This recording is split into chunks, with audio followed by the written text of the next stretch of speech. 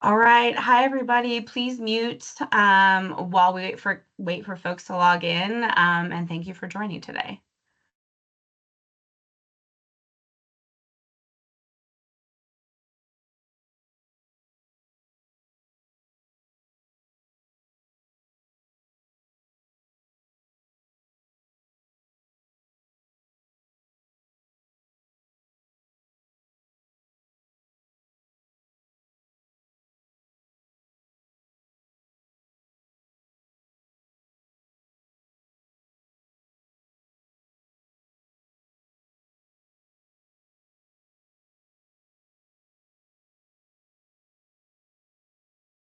Hi, everyone. Thanks for joining. My name is Rachel, and I'm a Senior Community Liaison and Grants Manager for Congresswoman Susan DelBene. This presentation will cover a basic overview of grants available to arts, humanities, and creative economy organizations from the National Endowments for the Arts and the National Endowments for the Humanities. We will also have folks from Arts Washington and Humanities Washington. We will have time for Q&A at the end, so please drop questions into the chat box throughout the presentation or wait to verbally ask your question at the end. If you emailed a question in advance, we have that already. Please remember to mute and note that this presentation is being recorded and will be sent around later this week. On this call are a few members of Congresswoman DelBene's district office and Washington, D.C. staff who cover these issues. I provided contact information on this slide with those key contacts for any follow-up questions. The Congresswoman's office may be able to provide your organizations in providing letters of support for program and project applications to federal agencies, answering questions and researching federal grants, connecting directly with federal agencies, webinars like this, and monthly grant e-newsletters highlighting open programs and other federal resources. If you're interested in signing up for a monthly grants newsletter, please drop your email into the chat or follow the link that will be dropped into the chat box. Congresswoman Susan DelBene represents Washington's 1st Congressional District, which is made up of Snohomish and King counties. She sits on the House Ways and Means Committee and Tax Oversight and Trade Subcommittees. And is the chair emeritus of the New Democrat Coalition, which is the forward-thinking moderate arm of the House Democrats. Additionally, she signed on to co-sponsor the Supporting Theater and the Arts to Galvanize the Economy, or STAGE Act, recently. If passed, the legislation would create a new $1 billion grant program administered by the Economic Development Administration.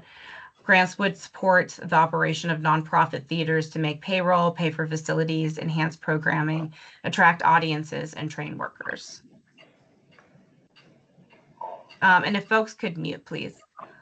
Congresswoman DelBene regrets that she could not join us, but she wanted to share a few remarks with everyone in this video. So I'm going to go ahead and play that.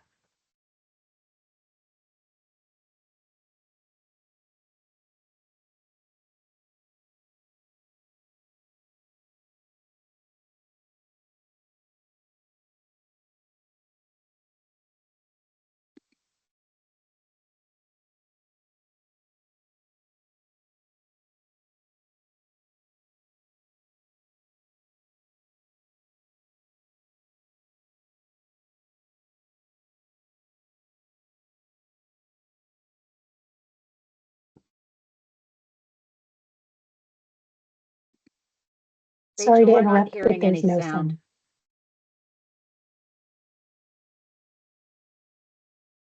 Did folks say there's no sound? Correct. Okay, let me fix this.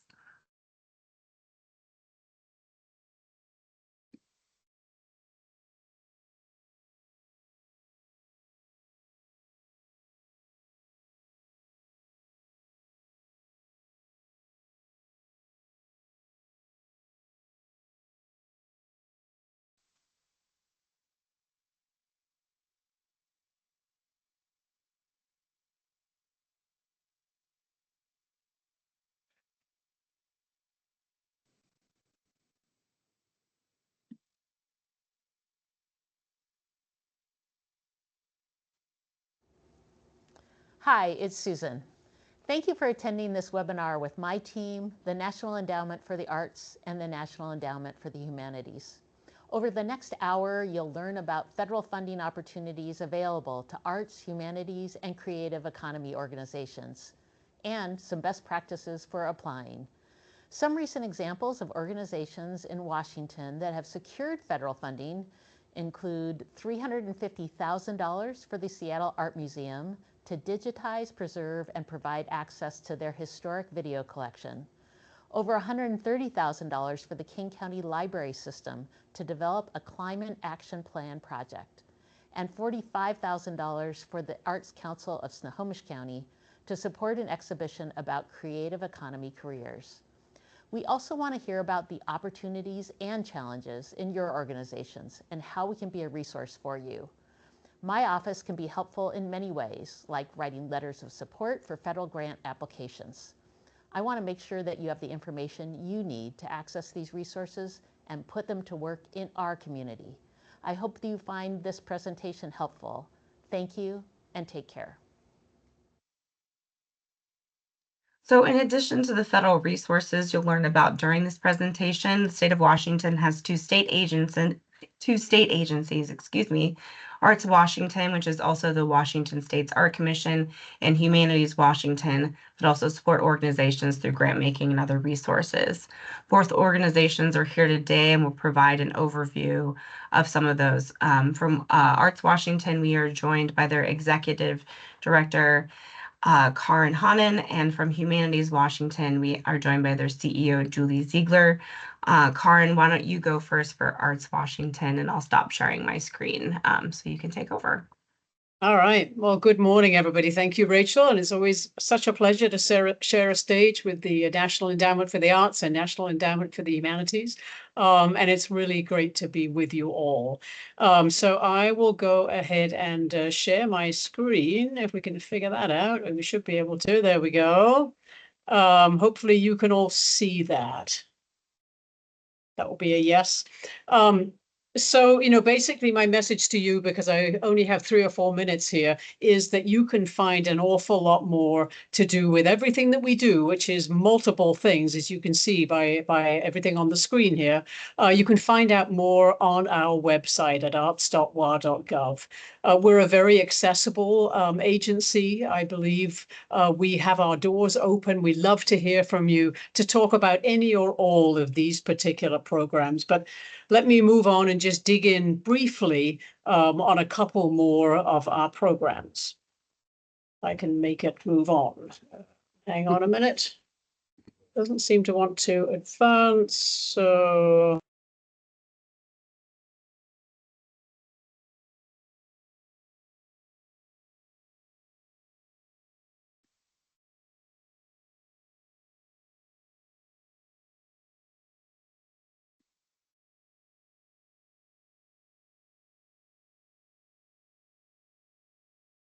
We no longer hear you.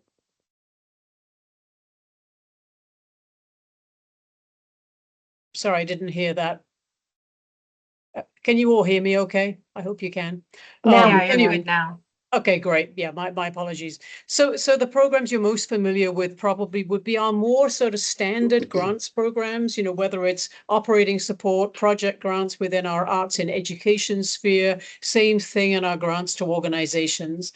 But we also have programs like our Creative District Certification Program. And I know that some people in the Congresswoman's district have taken advantage of this very robust and effective and impactful community planning process around certifying a creative district in the area that you live. There are funds that come with this. There are capital project grants. There's operating support as well. Not a massive amount, but enough to really help you be an effective part of a cohort that is growing in leaps and bounds. So take a look at the Creative District Program. We have a Governor's Arts and Heritage Awards program. We have now chosen the honorees for this year. I can't tell you who they are yet because the governor has not yet approved them. But as soon as, in fact, no, the governor has approved them, but we haven't done the full sort of communications outreach yet. So stay tuned. Some amazing folks who are going to be recognized. Celebration will be next February. We're moving it to Olympia, and we're moving it out of the governor's mansion into a larger venue. So stay tuned for that. And then my final slide talks a little bit about our newest program, which is our Tribal Cultural Affairs program that allows us to work directly with the 29 federally recognized tribes and those who are yet to be recognized. We have some fairly robust granting programs within this program, most of it directed towards tribes and tribal artists and tribal organizations right now. But in the long run, and hopefully not in the too distant future, we also want to engage with communities who are working with tribal programs and so on. So this is a first in the nation. We're very proud of it. So please take a look at our website to learn more about that. Now, we have a couple of programs that we work in harmony and partnership with our colleagues over at Humanities Washington. That does include the Washington State Poet Laureate Program. Ariane True is the current laureate. And actually our Center for Washington Cultural Traditions, our folk and traditional arts program, we also partner with Humanities Washington on that one. Again, lots more to learn there. We have heritage apprenticeship programs and other amazing things that honor and support the traditional arts, which are many in our state. We have a Washington Youth Arts Leadership Program. If you have great leaders within your communities you think should be a part of a cohort where we essentially help nurture them into potential careers in the arts and the creative economy, this one will be worth looking at too.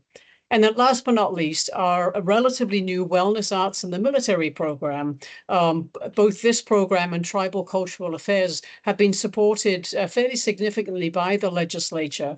And again, this is a first in the nation in terms of its size and impact.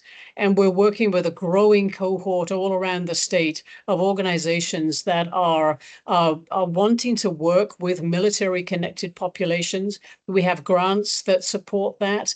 We also have a cohort that you get to be part of, like our Creative Districts program.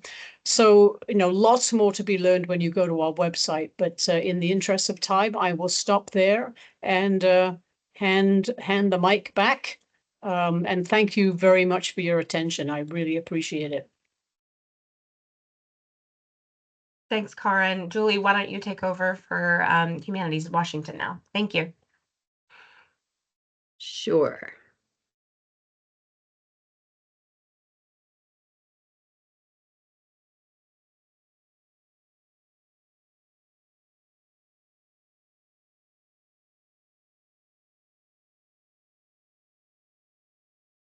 All right. Can folks see my presentation? It's loading, but yeah, we're good to go now. There we are. All right. So hi, everyone. I'm Julie Ziegler from Humanities Washington.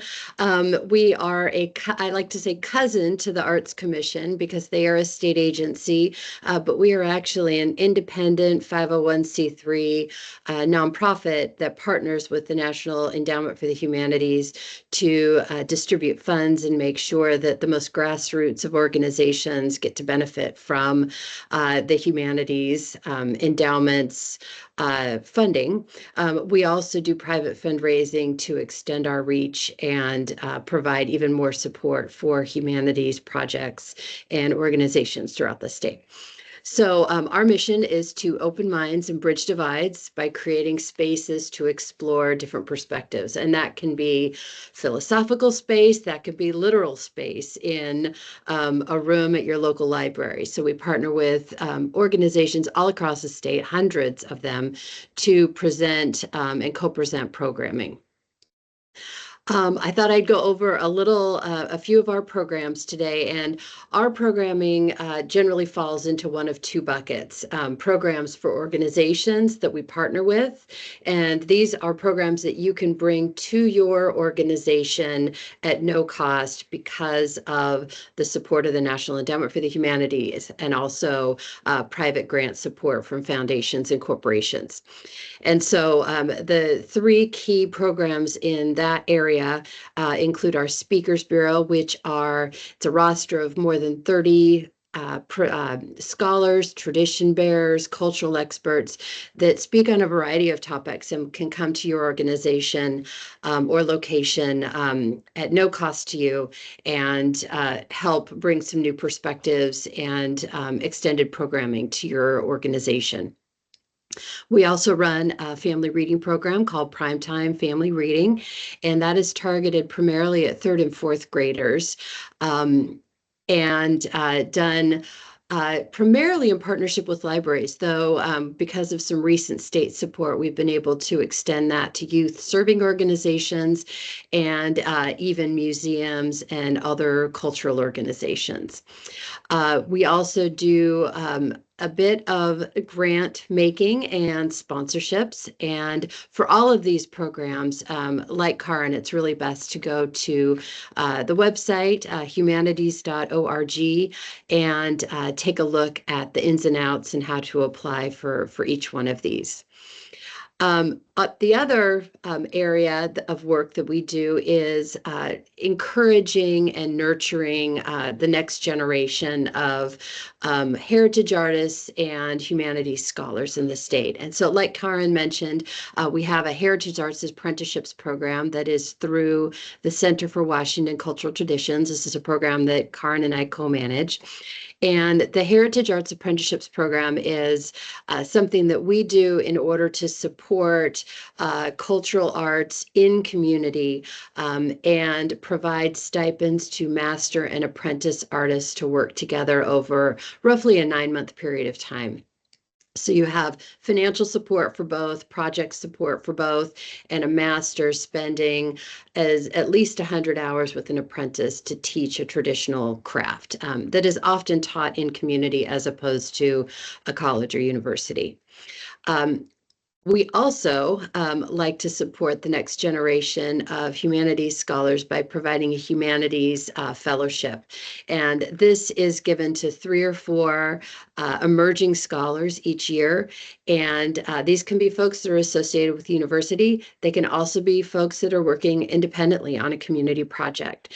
So I'd encourage everyone to take a look at our website and look both at the HAP program, our Heritage Arts Apprenticeships program, as we call it, and the Humanities Fellows program as well.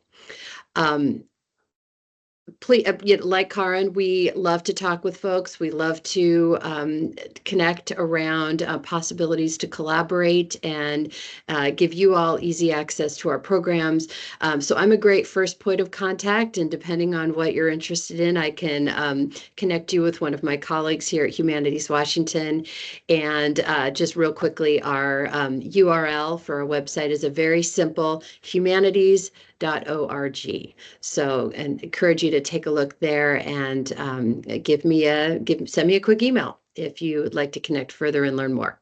So, thank you. Thank you both. Appreciate it. Now moving on to the federal section of our presentation, I'd like to introduce our guests from the NEA and NEH who will cover various federal grant programs that your organizations may qualify for. First up from the NEA, we have Chief of Staff Rod Joy, who will give brief remarks, followed by Wida Maydell, a musical theater and theater specialist, who will cover programming. Wonderful. Good afternoon. Good morning to all of my West Coast friends. My name is Rod Joy. My pronouns are he, him, and I'm proud to serve as Chief of Staff at the National Endowment for the Arts. It's truly a privilege to be here today, and I'd like to start by thanking Congresswoman DelBene for her leadership. And I'd like to thank her entire staff team for the very kind invitation and for organizing today's session. Special shout out to Rachel for bringing us all together.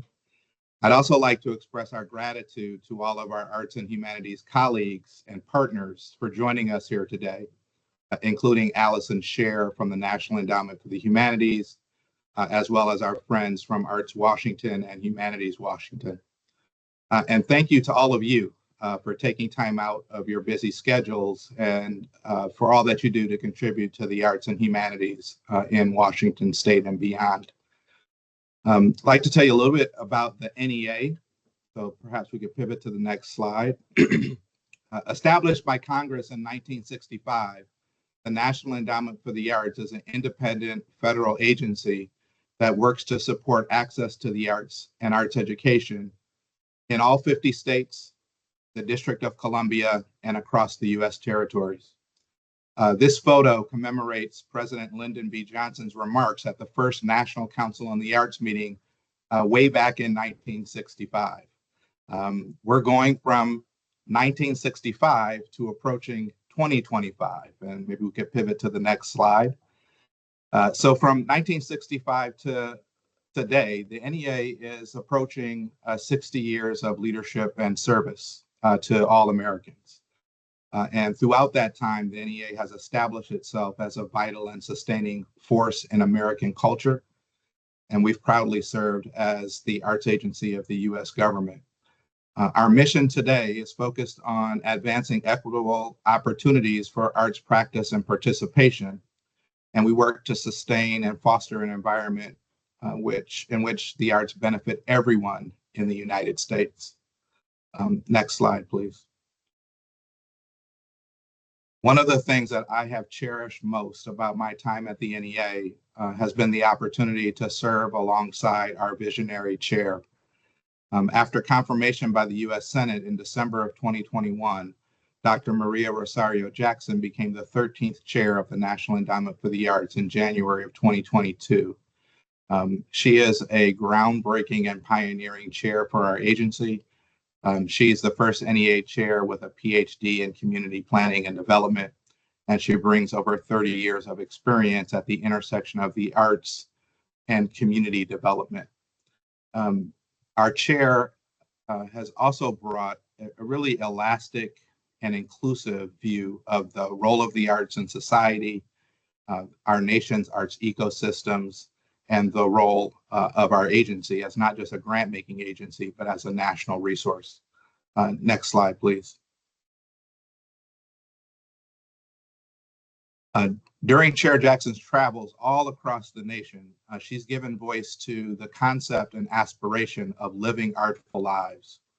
And artful lives is an inclusive concept that encompasses a wide range of arts experiences, from consuming professional art offerings at our museums and theaters and concert halls to everyday, deeply meaningful arts practices and expressions, from the clothes that we wear and our aesthetic choices to the food that we eat. As chair of the NEA, Dr. Jackson has worked to ensure that all Americans have the ability to lead artful lives. Next slide, please. I think we might have skipped a slide. Oh, forgive me. Nope, we're right there. So to advance the goals of the NEA, in fiscal year 2024, the NEA has a budget of $207 million as appropriated by Congress.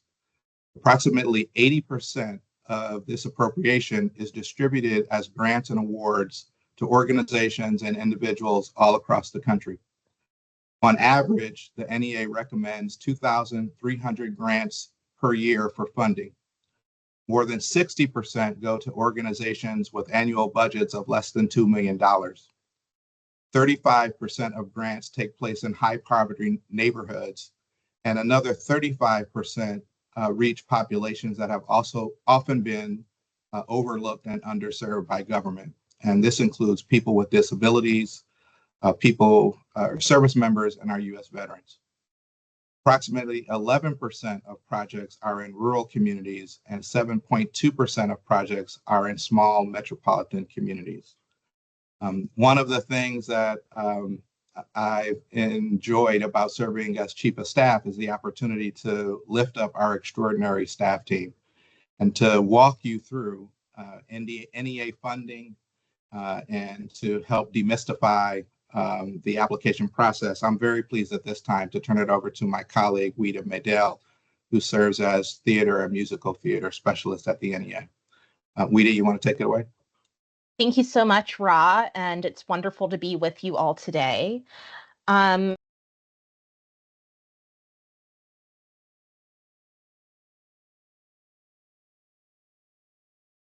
you're on mute. Oh, thank you so much for letting me know. And I want to just say thank you, everybody, for being with you today. It's a wonderful opportunity. I just want to share a little bit more about the public funding landscape for the arts. So with support from Congress and arts champions like Congresswoman DelBene, the NEA is able to fund organizations directly at the federal level and in partnership with the 6 regional arts organizations, as well as with the 56 state and jurisdictional arts agencies at the local level. We couldn't do this work without those who have the greatest knowledge of the arts in proximity to their local communities. So that's why 40% of all of our grant-making dollars flow to the regional arts organizations and state arts agencies. When you're considering applying for funding, as mentioned earlier, please do take a look at opportunities with Western States Arts Federation, Arts Washington, and of course our partners at NEH as well as Humanities Washington. We do hope you'll consider applying at every level. Okay, so these are the different grant categories offered by the NEA for organizations. NEA has funding opportunities for organizations, and this includes Challenge America, grants for arts projects, Our Town, as well as research grants in the arts. These are the largest grants we offer, and nonprofit organizations receive the bulk of our funding. Generally speaking, organizations must choose between applying in grants for arts projects or in Challenge America, and an organization can only submit one application per calendar year between those two categories. Our Town and research grants in the arts are additional application opportunities. A one-to-one match of non-federal funds is required for NEA grants, and the match can be met in a variety of ways. It can include cash and in-kind, as well as earned and contributed income. All of our upcoming application deadlines will be in 2026, and guidelines that are for applications due in 2026 will be available on our website in the next several months. So definitely be sure that you stay connected by signing up for our newsletter at arts.gov. So just a word about applicant eligibility. For all organizational applications, we are open to both new and returning applicants. So if you've never applied to the NEA, don't worry, we have opportunities for you. There are certain requirements you must meet in order to be eligible to apply for an NEA grant. In order to be eligible to apply, an organization must be based in the United States and be a 501c3 nonprofit, a unit of state or local government, or a federally recognized tribe or tribal community. Organizations must have completed 3 years of arts programming prior to the application deadline. The organization does not need to have been a 501c3 for all of those years, but it does need to have the 501c3 status at the time of application. Not eligible for application, we do not support individuals through these grant programs. We also do not support fiscal sponsorships or applications from commercial or for-profit enterprises.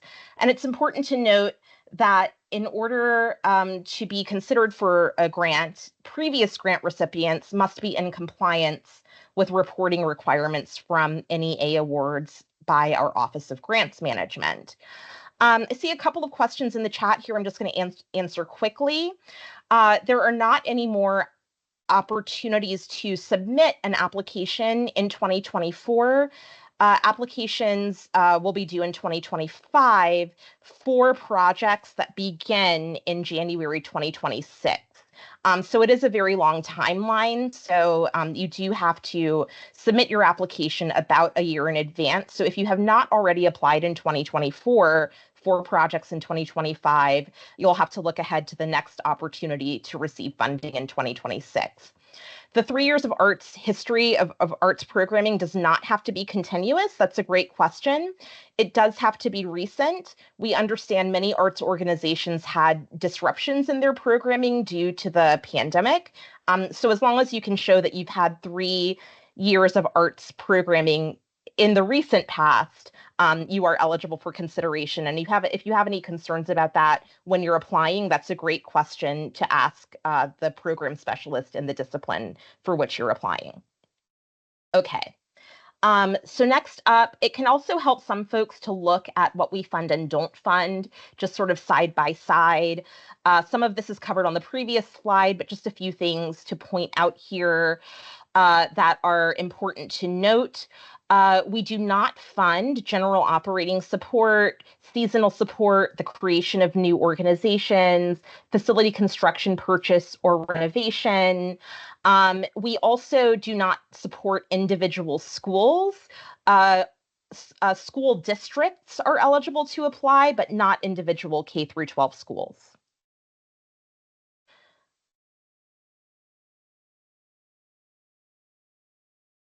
So all of the activities that we presented so far are for project-based support. And activities may include things like the creation and development of new works, public engagement with and access to the arts, learning in the arts at all stages of life, and services to the field. We also do support small, medium, and large projects, existing and new projects, projects in communities of any size that take place in any part of the 50 states and US jurisdictions. Projects may be for a 2-year period of support, and an application may contain several different components. So for example, if you were to apply for a theater production, you might also like to include any accompanying community engagement activities in your application. We do have a few requirements that I just want to make you aware of. Since we are a federal funder, we do have plenty of compliance requirements. Just to keep these in mind quickly, you just want to keep in mind all projects must be accessible to people with disabilities. While applications may focus on a particular group or demographic, they may not be exclusionary under federal civil rights laws. And depending on your project, if it takes place near, inside of, adjacent to a historic site, or outdoors, it may be subject to additional staff review to ensure the project is in compliance with both the National Historic Preservation Act and the National Environmental Protection Act. You can also find webinars about each of these topics in the applicant resource pages available on our website at arts.gov. So just a quick word about a few of our opportunities that you saw on the chart earlier. Wanted to just provide a little bit more information. Challenge America is really designed as an entry point to NEA funding. So those of you who have never applied before, this might be the program for you. It's only open to organizations that have not been funded by other programs in the last 3 years. And these projects primarily support small organizations to extend the reach of the arts to populations that are underserved. The process includes an abbreviated application and robust technical assistance, and the deadline is typically in April every year. A little bit more about our town. Our town provides support for creative placemaking projects. The most simple definition for creative placemaking is really about strengthening local communities through arts and culture. Creative placemaking is when arts, culture, and design activities are deliberately integrated into efforts that strengthen communities. And successful Our Town projects ultimately lay the groundwork for systemic changes that sustain the integration of arts, culture, and design into local strategies. Grants for Arts projects. This is the grant program I primarily work on in the theater and musical theater disciplines. This is our largest flagship grant making program. Applications are submitted to one of 15 artistic disciplines in either February or July each year. Funding is available for all stages of the artistic process. That can include creation, presentation and exhibition, arts education and enrichment, as well as services to the field, such as conferences, professional and workforce development.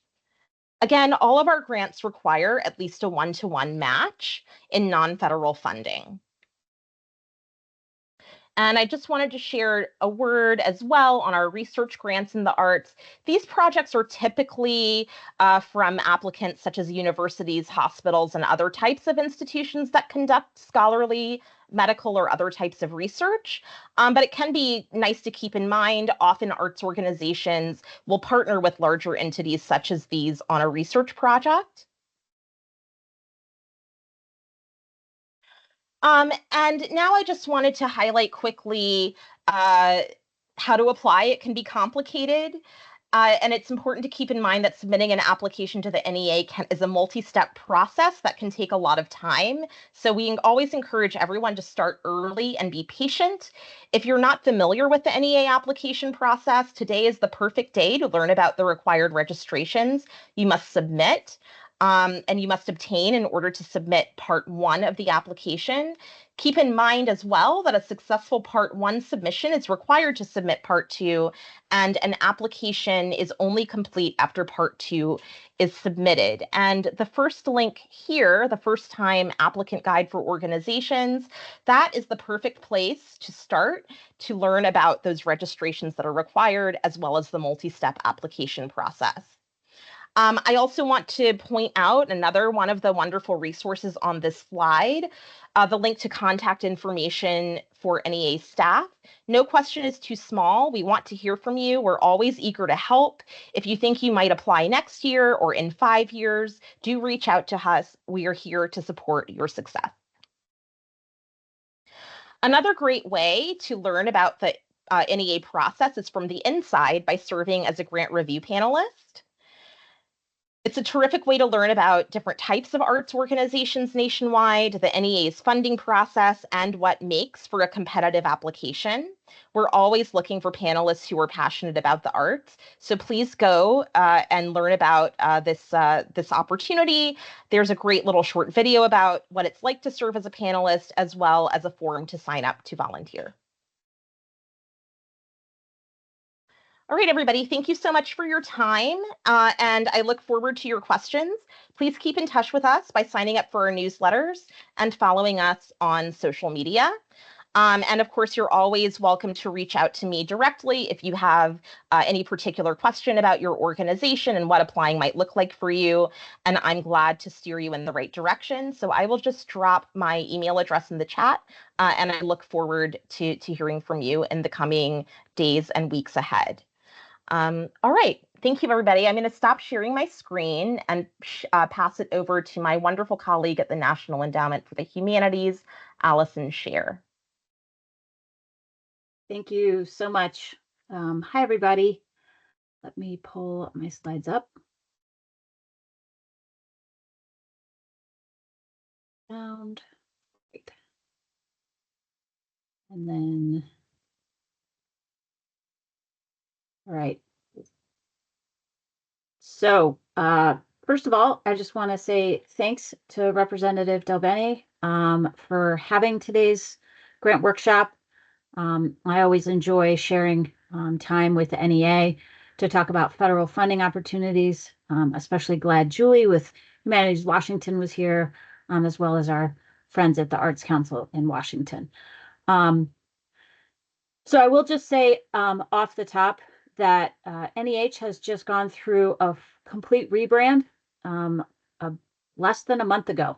So we have a whole new website. If you have visited our website in the past and it's been longer than 3 weeks since you looked at it, I encourage you to go take a look at our website, www.neh.gov. We have a new logo. And this is my first webinar I've done with all of the new materials. So you are both lucky and unfortunate at the same time in that you are my guinea pig audience for my slides. So please, everything that I don't remember to cover is available on our website. And so I encourage you to take a look there. And I want to start by a brief welcome message from our chair, Shelley Lowe. And see if we can do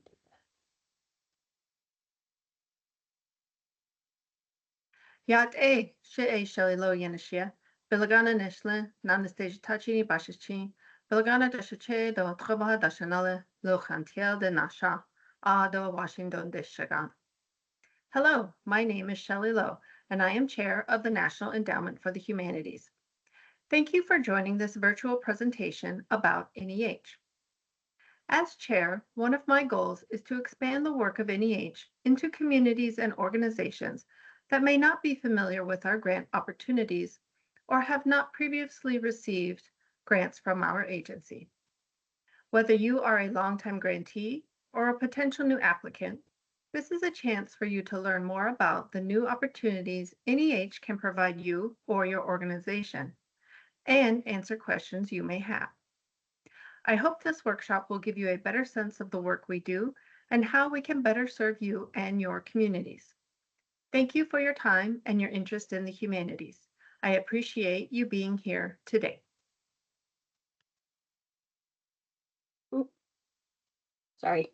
So generally, the first question I always get is, what are the humanities? And you'll see on this slide a list of what could very well be college course catalog titles. And this is how Congress described the humanities in our founding legislation.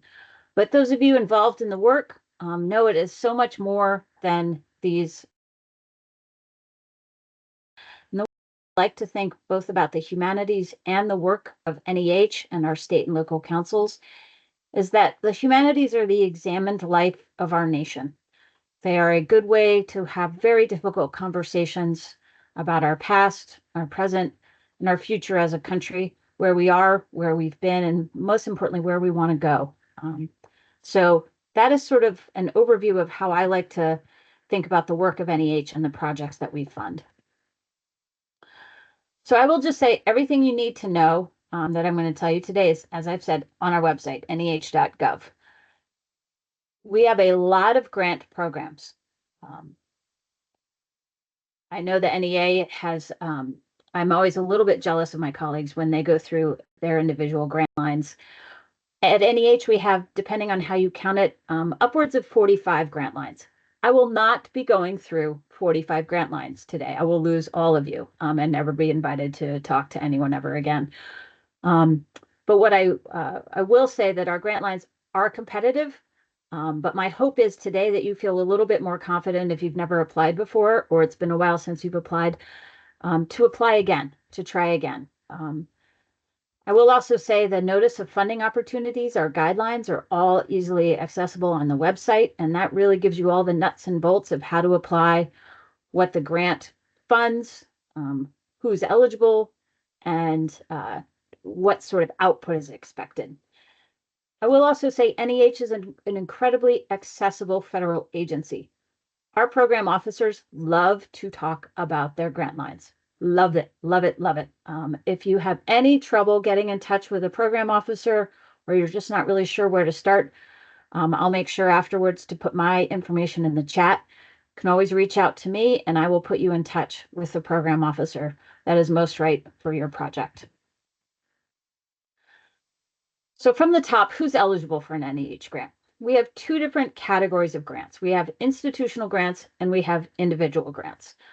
For our institutional grants, you need to either be a 501c3 nonprofit, an institute of higher learning. International collaborations are encouraged on several of our grant lines, but the primary applicant needs to be a U.S. institution. We also fund federally recognized and state recognized tribes, as well as state and local governments.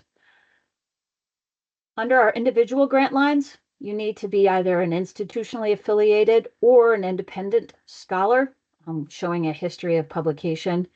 You need to be either a U.S. citizen or a foreign national with at least 3 years of residency. Several of our individual grant lines are under our Division of Research, which I will talk about in just a moment. So where do you start? 46, 45 grant lines, that's a lot of grant lines, covering a whole lot of different types of projects. I will say NEH has 8 different offices and divisions, covering all manner of topics. We have our challenge program. This is our only grant lines that have matching requirements. Most of our grant lines do not have matching requirements. Challenge does. They are specifically designed to build capacity and strengthen the base for humanities organizations, for state and local governments, for tribes.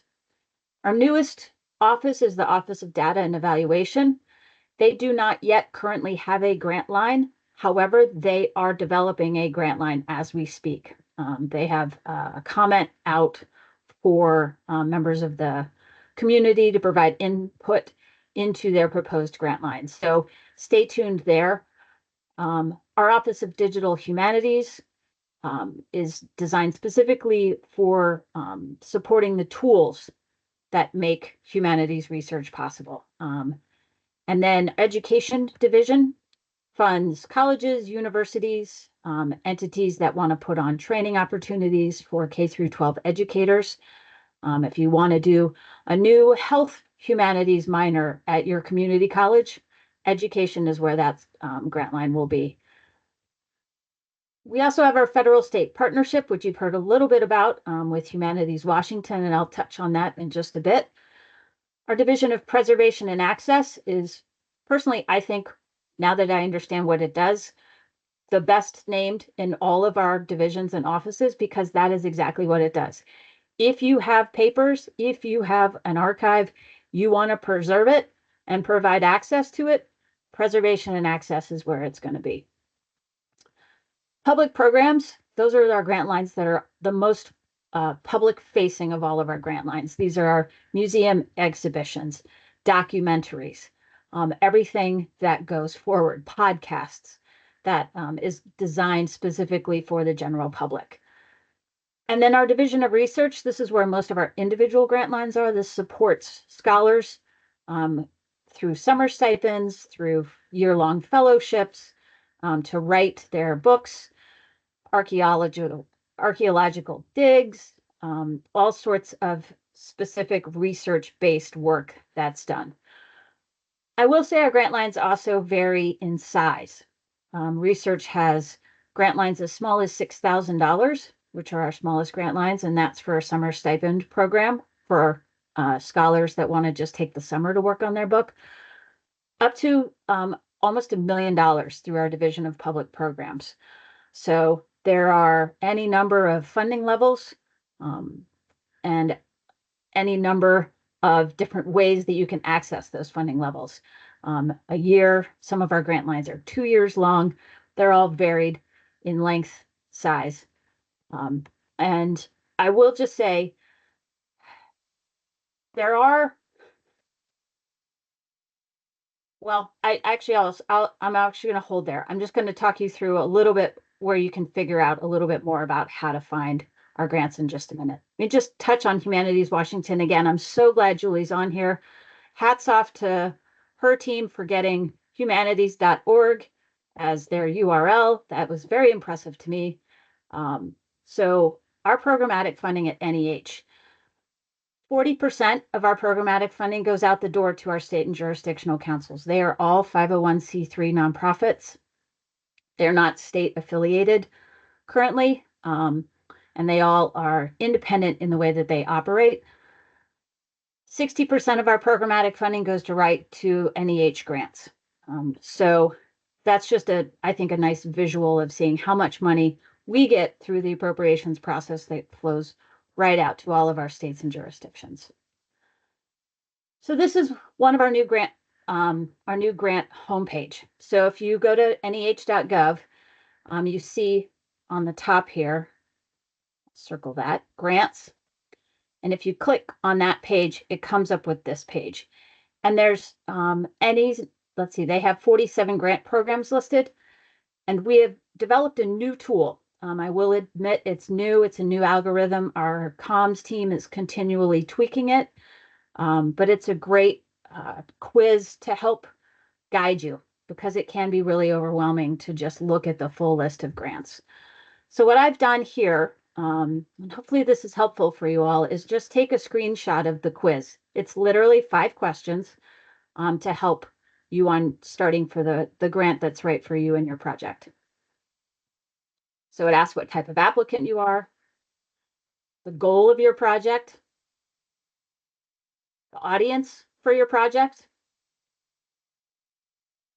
If there's any specific theme to your project, we do have special encouragements oftentimes.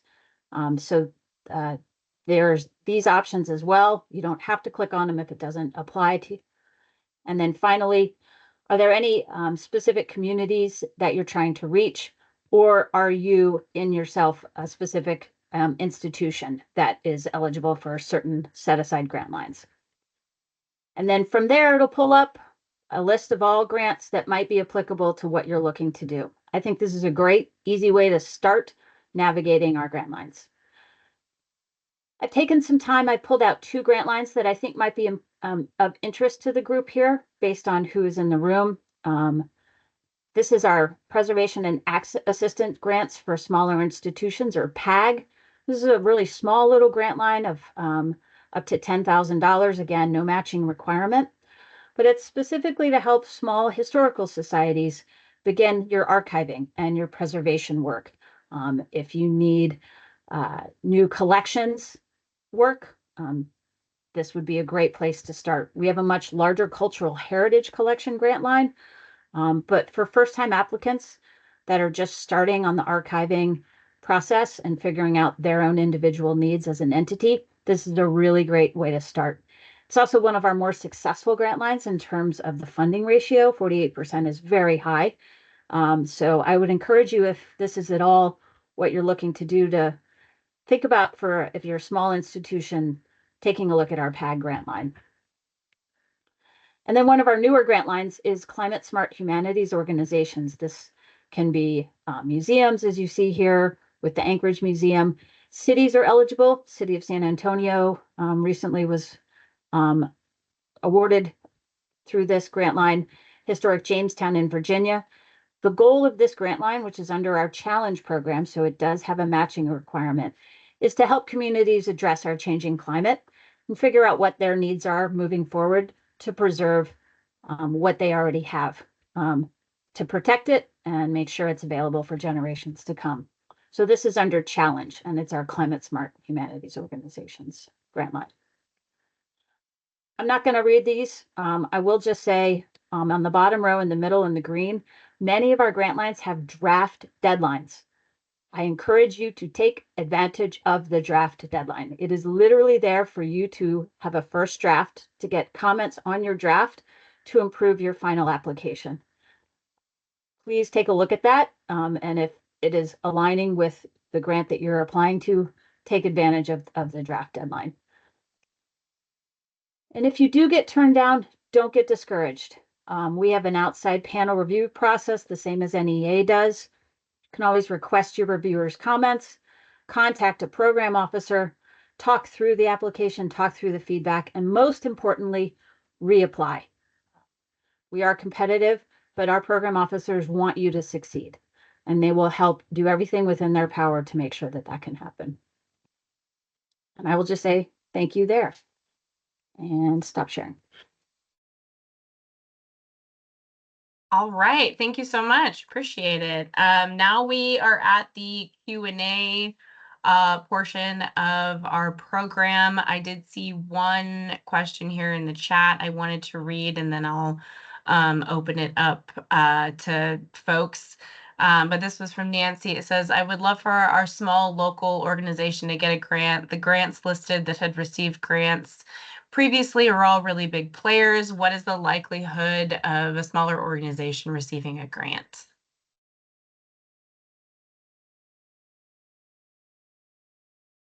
I can start with that from the NEA perspective. So for us, at the NEA, I think I mentioned this during our presentation. We do have a program specifically for first-time and relatively new applicants, or those who previously have not had success. That's the Challenge America grant program. We also accept, any applications from small organizations that haven't applied to the NEA before. There's no minimum organizational budget size. That's true across all of our grant categories. There's also no requirement of an audit. That's also a question that I get a lot from smaller organizations. So, feel free to reach out to me directly, and we can talk more about your particular situation, or I can share the right contact information with you. Yeah, we absolutely welcome your applications to the NEA, and we're thrilled to support small organizations and first-time applicants. I see a related question in the chat. Can you apply for a Challenge America grant again if you've already had one? There's some pretty strict rules around that. I think generally the program encourages you, if you've already had success in Challenge America, to apply for grants for arts projects instead that year, because Challenge America is kind of a stepping stone to grants for arts projects. But I would suggest, if you have a particular concern, to reach out to the Challenge America team about that. That's challengeamerica@arts.gov, and I'll also put that email address in the chat.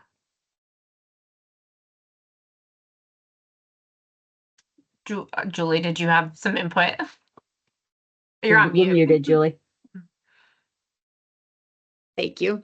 I was just going to add that I don't know if the person posing the question is inquiring specifically about the Arts Endowment or the Humanities Endowment, but I can share that I know that the National Endowment for the Humanities made a grant relatively within the last couple of years to the Vashon Heritage Museum, which is a teeny tiny museum on Vashon Island and in an old church. It completely revamped their primary exhibits, which had been years in the making. And it was well, it's not in the first district. I think it's a great example of the type of consideration that NEH will give to organizations of all sizes. And I'm sure they'd be happy to talk to you if you wanted to reach out and see kind of what process they went through as a very, very small organization with one part-time staff. So. And Karin, if you wanted to jump in, I see your hand up. Yeah, thank you. And I have to jump off in just a minute, but I also wanted to kind of echo what Julie has just said, in that, the National Endowment for the Arts as a federal agency is often intimidating, as is the NEH, to small organizations who don't think that they can go after a federal grant. But having written many a federal grant myself when I was working with much smaller organizations, and knowing many who are successful, I would just really encourage you to do so. It's worth working through a little bit more paperwork, but I think the end results can be extremely, obviously very beneficial. And just one more thing is, you might want to look to us as the Arts Commission, or maybe to Humanities Washington, for what we can offer as well, as a sort of a practice run in some ways. If you can be successful with us, then you can definitely, I think, move on to be successful with the NEA or NEH. I think you just learn that the whole granting process is very doable. We're here to help. I know Julie's organization's here to help, but we would love to be your on-the-ground people here in Washington to back up our colleagues and the amazing work happening at the federal level. Thanks all. Rachel, I just want to chime in as well and echo Julie. I was actually traveling with the chair last week in Maine, and we heard that from a very small volunteer-run organization. Oh, NEH doesn't fund small. Yes, we do fund small. The PAG grant is specifically for small. We have a ton of grants, and the chair's really mission is to make NEH feel a little bit less ivory tower than we have potentially in the past, and a lot more on the ground. I think Julie can speak to that, having worked with the chair on a number of initiatives. We are here to help you regardless of size. So please reach out, and I will get you in touch with the program officer that will provide the insight and the help that you need to put together an application. Thank you. And then we have another question in the chat from Padma. So what is the typical profile of an organization that receives NEA grants? How much programming do they expect to see in the last 3 to 5 years? Thanks Thanks, Rachel, for reading that question. So there isn't really a typical profile. We fund a very wide range of many different types of 501c3 nonprofit organizations. And any organization meeting the eligibility criteria is welcome to apply. We even occasionally have organizations that may not primarily identify as arts organizations, but are doing some sort of an arts project. So that definitely happens as well. And anyone who meets the eligibility criteria can potentially be recommended for funding. We do request the examples of artistic programming, demonstrating at least a recent 3-year history of programming, but it's just for the sake of eligibility. So sometimes you might see an organization that only has like one major activity every year. Maybe they produce a large festival, or you might have an organization that does a lot of work. For example, like the major theaters in Seattle, right? That might have 15 to 20 productions a year and lots of education programs and all of that. It really is a very, very wide range. Thank you. Heather, I see your hand up. Yes, hi. I was curious specifically if you have assistance or grants for assistance with grant writing. So one of the things that we face, one of the biggest hurdles, is we're so busy doing the work that it is really difficult to find the time to get grant writing done. Is there a grant available to help write grants than to chase them all down? Is there, are you looking more for the humanities or the arts side for this? Specifically, we're in theater, and we work to try and fill the gap in education during school hours by sending in a teaching artist. That's one of the things our theater does, is trying to fill that gap. And so I know that there are a plethora of grants available for education, and especially trying to find new ways to work through the actual schools that are already established, getting the arts into schools. And so I know what we're doing is very valuable. We've heard it from the district itself that we're working with, but finding the funds to further that work, to continue the pilot, to see what works best with the schools. That's the challenge we're at now, is getting the manpower behind getting the funding, because I'm so busy doing the actual programs and getting the actual artists into the schools. So this can be a significant challenge, Heather. I don't really have any great solutions other than to say, I feel you and I hear you, having worked for many small arts nonprofits myself throughout my career, and being the production manager and the grant writer, in one situation. So absolutely, it's a challenge. Challenge America, I would say, is our most it might be a program to look at because it does provide a lot of really robust technical assistance. And I think applying for NEA grants, along with any of the grants that are being offered or presented here by NEH and others, it's like building a muscle. So you kind of have to just sort of get into the practice of applying. I know a lot of arts organizations too these days are looking to like outsource grant writing, either to individual grant writers or grant writing firms. Right.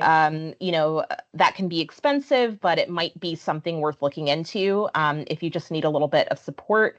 And then I also just want to share too, it's don't stress yourself out too much. Don't put too much pressure on yourself. You can't do it all. You might have a friend or someone who's willing to volunteer their time, a board member. So just be creative in who you think about reaching out to. And I do know that some folks, I hate to say it because I don't know how I feel about it, but I do know that some folks are looking to AI tools to help write grants. So I'll just put that out there. Right. All right. And then Heather, Shelby from our office also flagged in the chat here that the Puget Sound Grant Writers Association is a really good resource. And if you're not familiar with them, I'd encourage looking into that. And then Allison, I think I may have cut you off. Sorry about that. Oh, no, I was just going to say, sadly, from NEH's perspective, Heather, your point is very well taken. Mhm. All of our grants are specifically have an output in mind of a humanities-based project. While we do cover staff time on working on the project, we don't cover the grant writing part of it, Right, which is right. unfortunate. But and I'm sure you've heard this round and round, right? Like it's a dog It's on the its own chicken and the tail. egg. But Yeah. I mean, we've been very successful this year with grant writing. I've submitted several and gotten a lot of traction with them. But looking at some of the larger grants that we might be able to go for and such, trying to think of, okay, I've got to balance the money that I have in the program and make that happen along with trying to more funding. So it's, yeah. Okay. I will check out the Puget Sound Grant Writers Association. Thank you.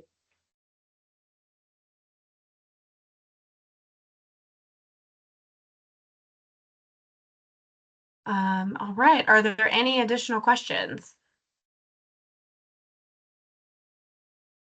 Okay, I am not hearing or seeing anything. If there's any follow-up questions, please send them my way and I'll try to get some answers from these folks. Oh, nope, I'm seeing Maggie's hand go up. Maggie, do you have a question?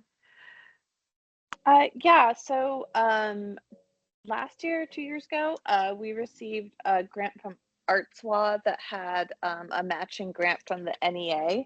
And I was just wondering if we would still be eligible to apply for the Challenge America, as we have like technically received NEA funding, but it wasn't an NEA grant. Yes, you can definitely still apply for Challenge America. Those like kind of indirect grants, we don't really consider those. You'd still be eligible for Challenge America. Excellent. Thank you so much.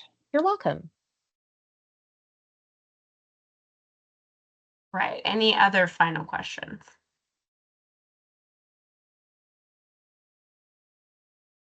All right. Well, I'm not seeing anything. Well, thank you for everyone attending and to our speakers sharing their time and expertise. I really appreciate it. I'll send up some follow-up information in the next week, as well as the access to the recording of this. And thank you so much and have a good rest of the week. Bye, everybody. all. Thank you.